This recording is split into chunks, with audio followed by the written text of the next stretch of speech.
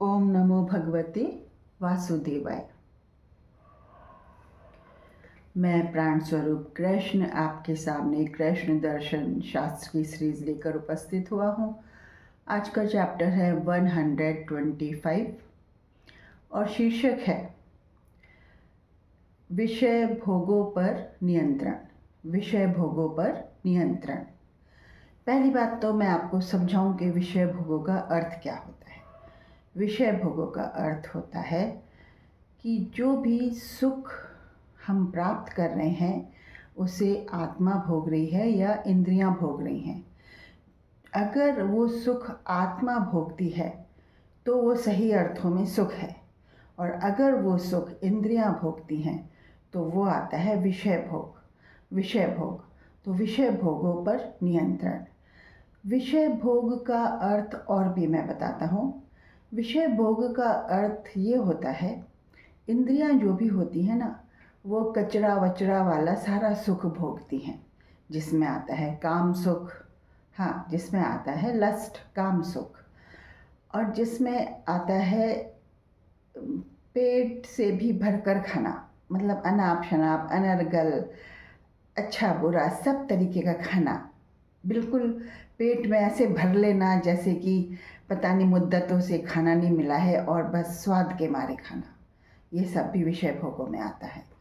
ये इंद्रिय सुख हैं, ये विषय भोगों के सुख हैं। दूसरी बात और इसमें आता है मद्यपान करना, शराब पीना, इसमें आता है सिगरेट फूंकना, इसमें आता है दुनिया भर का ऐसा सैर सपाटा जिसमें चाहे कितना ही कूड़ा करकट हो, कितने ही विषय वासना हो, लेकिन वो सब करना, ये सब विषय भोगों में आता है।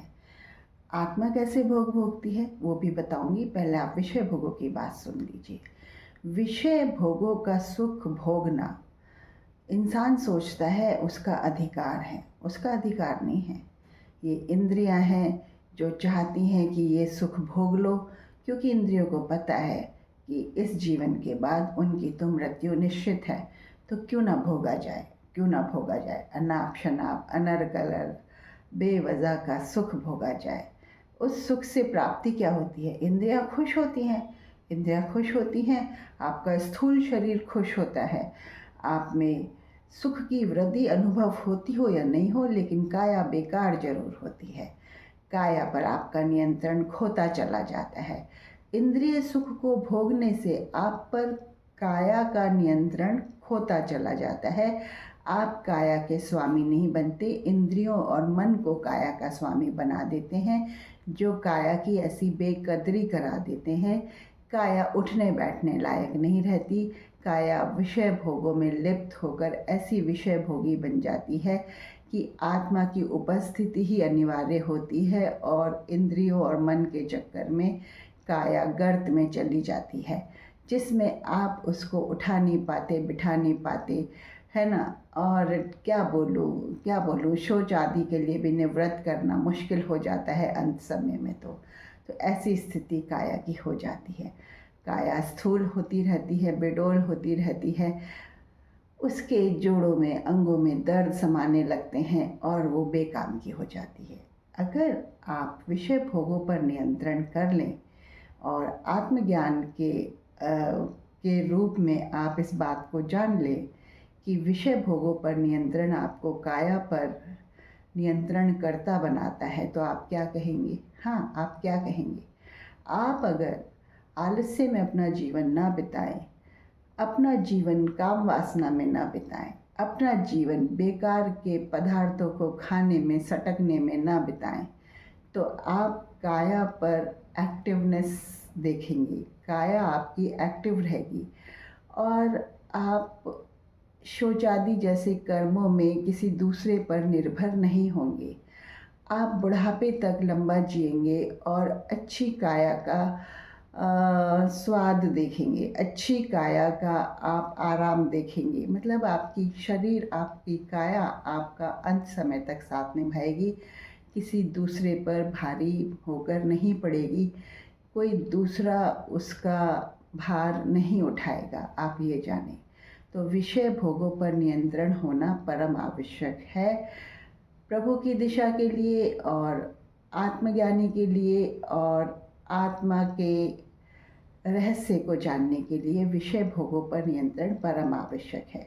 आप कहेंगे विषय भोगों पर नियंत्रण से होता क्या है? विषय भोगों पर नियंत्रण से ये होता है कि आप इंद्रियों को सुखों से वंचित करते हैं।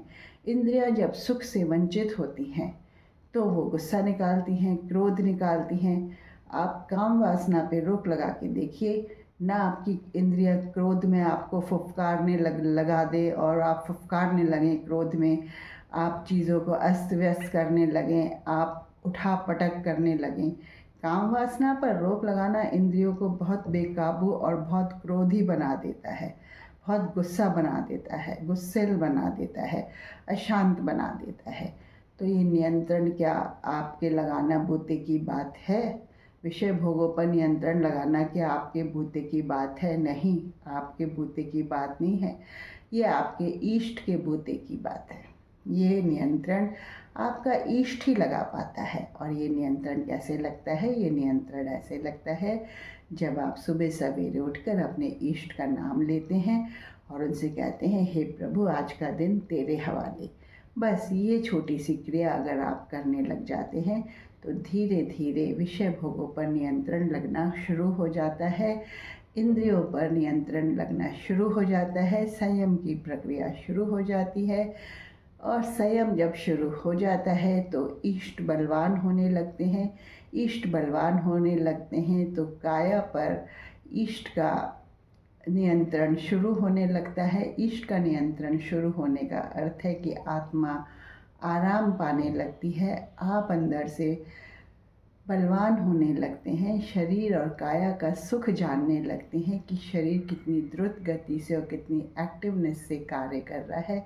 अन्यथा इस शरीर को और इंद्रियों को आप कितने ही सुखों में डुबो दें, चाहे होटलों के, रिसोर्ट्स के आराम में, स्पा के आराम में, चाहे आलस्य में, चाहे निद्रा में, चाहे मैथुन में, कितने ही सुखों में इस शरीर को डुबो दें, वो सुख इंद्रिय सुख होता है जिसमें इंद्रियां तृप्त तो कभी नहीं होती, उनमें अतृप्ति बनी रहती है और उन सुखों में वो शरीर को और आत्मा को डुबोती चली जाती हैं और काया को बेलगाम घोड़े की जैसे बना देती हैं। और जब वैसी काया हो जाती है तो आत्मा अपना नियंत्रण उस शरीर पर से खो बैठती है और वो शरीर और आत्मा गर्त में, अधोगामी में, गड्ढे में जाती है। तो विषय भोगों पर नियंत्रण परम आवश्यक है। आत्मा जागृत होने लग जाए, आपके इष्ट सुबह जागने लग जाएं, उनको आप अपना दिन हवाले करने लग जाएं, तो संयम की प्रक्रिया धीरे धीरे उतरने लगती है। जब संयम की प्रक्रिया ज़िंदगी में धीरे धीरे उतरने लगती है, ज़िंदगी सद्गुणों की तरफ बढ़ने लगती है। और ज़िंदगी जब सद्गुणों की तरफ बढ़ने लगती है तो मोक्ष का रास्ता पास आने लगता है। ठीक है? जय श्री राधे।